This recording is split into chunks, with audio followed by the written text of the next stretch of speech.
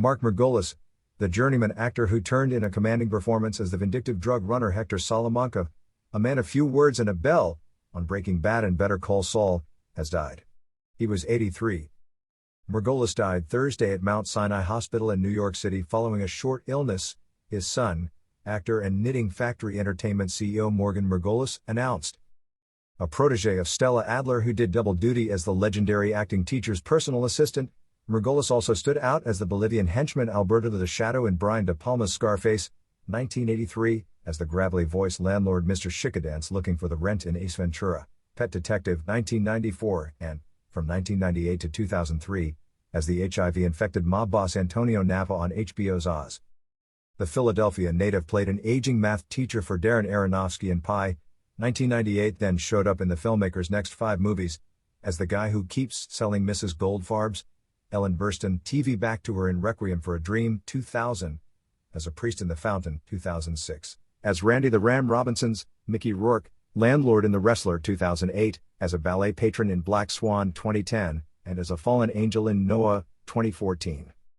Asked by The Hollywood Reporter in a 2012 interview why Aronofsky kept hiring him, he replied with tongue-in-cheek, "He thinks he has an obligation. I started with him on his first movie, The $60,000 Pie, when he was unknown. I chased him for 3 months because he kept lying to me about when I'd get my money. I finally threatened to call his mother, who was craft services on the film. Then he finally paid me."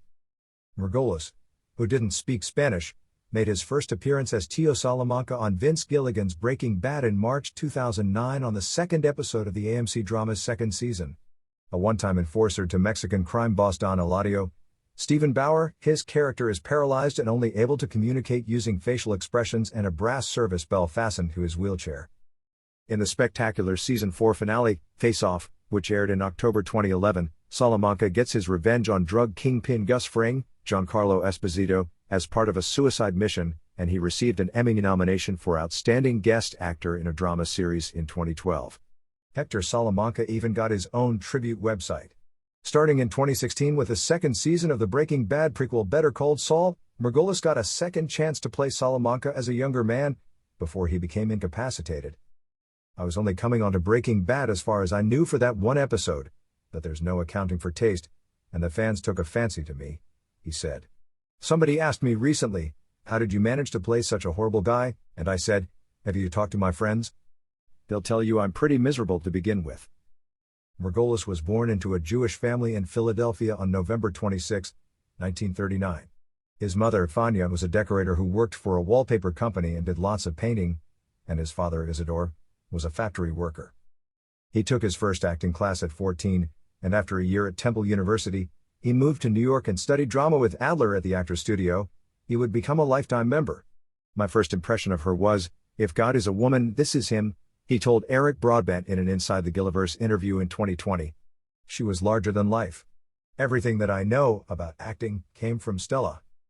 In exchange for classes, he served as Adler's personal assistant for nearly 3 years, getting her cabs, carrying her groceries back to her apartment opposite the Metropolitan Museum of Art and checking coats for guests when she hosted a party. "I had a real fixation with her," he told The Observer in 2012. "I was 19 years old and she was 60. That's what a turn-on she was."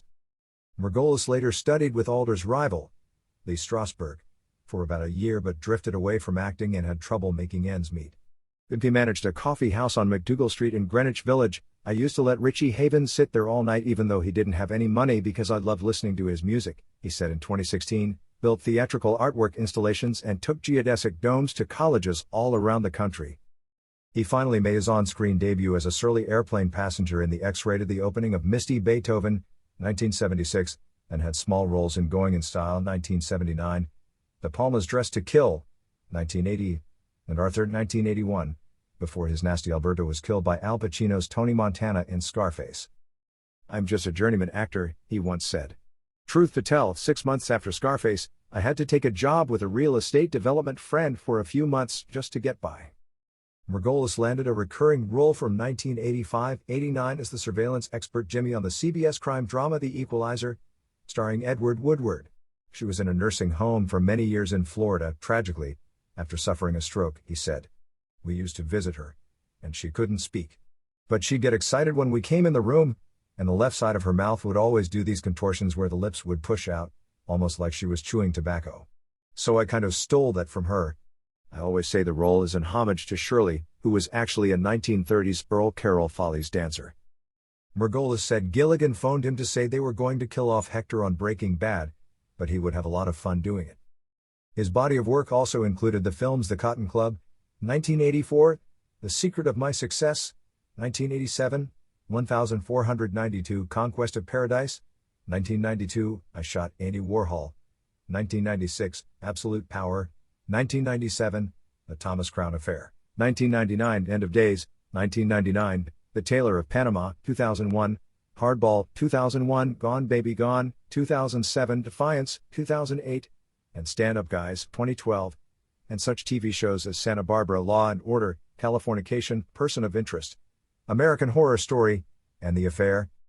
Absolutely devastated to hear that we've lost Mark Margolis, Breaking Bad and Better Call Saul writer-producer Peter Gould wrote Friday on Twitter. Mark was brilliant, funny, raconteur with a million stories. I miss him already. In addition to his son and his wife Heidi, Margolis survivors include his wife, Jacqueline, whom he married in June 1962, grandsons Ben, Aiden and Henry, and his brother and his wife, Jerome and Ann. He lived for years in Tribeca.